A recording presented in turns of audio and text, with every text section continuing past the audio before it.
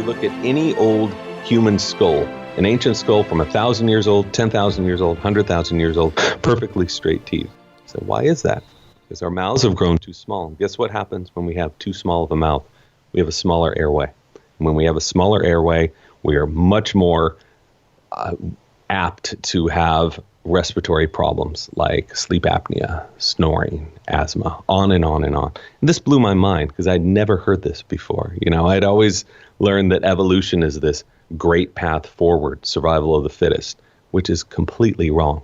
Evolution means change, and animals and different life forms change for better or for worse. And we are, at least in regards to breathing, changing much more for the worst right now. Okay, so is that because we're not foraging so much, we're not kind of chewing so much, our diets have changed, that our mouths have changed? Absolutely right, yeah. It almost extends almost entirely to chewing stress. And they've done these studies where they've taken infants and looked at the ones who had been breastfed for 2 years and looked at the ones who had been bottle fed instead. And without that chewing stress of breastfeeding, of pulling the mouth outward, those kids who were bottle fed are much more apt to have sleep apnea, snoring, respiratory problems. Just from that. So it starts at infancy. Wow.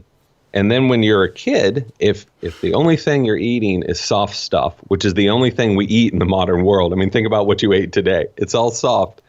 You're not using the muscles in your face. You're not building the bones in your face. And so your face is going to grow flatter and your mouth is going to grow smaller, which is going to make your sinus cavity smaller, all these other problems. So it's a simple matter of physics, and I've looked at dozens and dozens of skulls with the people who study this stuff. And it's amazing to see these skulls 1,000 years old. These people have these huge jaws. They never had their wisdom teeth extracted, right? They never had braces, perfect teeth.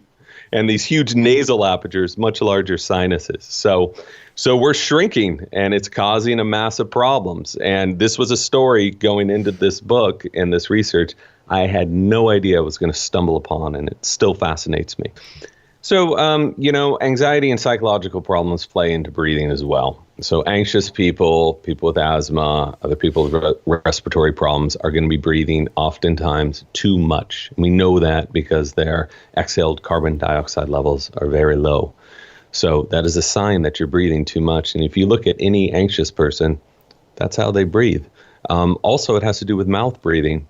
So many of us, from 25 to 50% of us, breathe through our mouths. And this is really, really bad news. The reason is because the nose humidifies air, it heats air, it conditions air, it gets it right up to the temperature of our bodies before it enters our lungs, which makes this air so much easier for our lungs to process and extract oxygen from. When we breathe through the mouths, we don't get any of those benefits.